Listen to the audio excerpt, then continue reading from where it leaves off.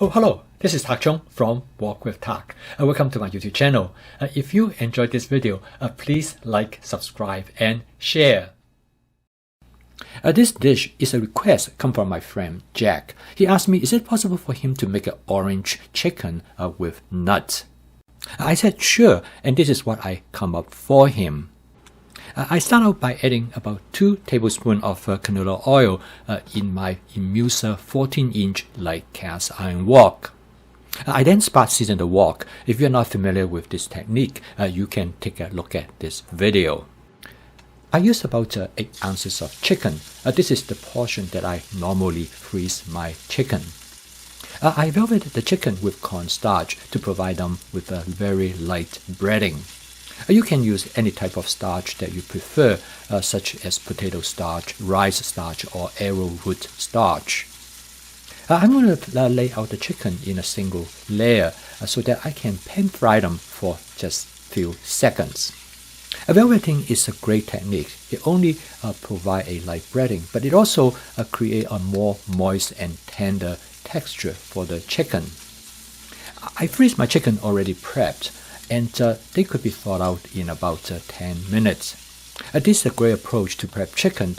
This way you can have chicken anytime you want. I'm going to season the chicken when they are about 60-70% done. I kept my seasoning in an Indian spice box known as masala dabba. This allows me to get access to all the 7 different spices in that box at the same time. In this case, I season the chicken with paprika, lemon pepper, mushroom seasoning, cumin, and ginger powder. The masala dabba is wonderful because it gives you opportunity to experiment with both the combination as well as the ratio of the seasoning. I noticed that some of the seasoning got stuck and burned to the bottom of the wok, so I used my wok spatula as a scraper to dislodge anything that might have stuck. Next, I'm going to add a touch of oyster sauce, which will provide the dish both savory as well as saltiness. Because I already have added the seasoning to the dish, so I really do not need that much oyster sauce. For the orange flavor, I'm going to add about 2 teaspoons of orange marmalade. This is followed by addition, actually is a mixture of cashew nut and peanut. There's a reason for me to add both of these 2 ingredients at the end of the cooking process. First is that I do not want to cook the orange marmalade too much because that might change its flavor. Basically, I'm just warming and mixing the orange marmalade together with the chicken. I add the nuts toward the end because I do not want to overcook them.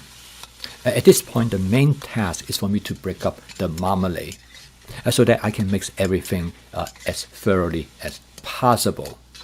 I also did not add any water to create a sauce because I want the marmalade flavor as intense as possible. So last step is that I'm going to garnish the dish with some chopped scallion. It is entirely optional. And now the dish is ready to be served. My friend really enjoyed orange chicken from Panda Express. After he got this recipe, he could not be happier because now he could add nuts into the chicken dish. Since then, he has been experimenting with different types of nuts, such as pecan, walnut, in addition to cashew and peanut. So in many ways, this dish is a variation of the basic chicken stir-fry template. Since then, Jack has to make further changes. He will cook it with teriyaki sauce or with a honey sesame sauce. With advanced prepping, Jack can have chicken almost any time he wants. Basically, what Jack is doing is flavor chasing, advanced prepping, stir-frying, and template-based cooking. These are the 4 attributes of my fast cooking system. Based on that, Jack is able to create many different versions of the basic template to give him a great deal of variations. Thank you for watching. If you enjoyed this video, please click like, subscribe, and share. I'll see you next time.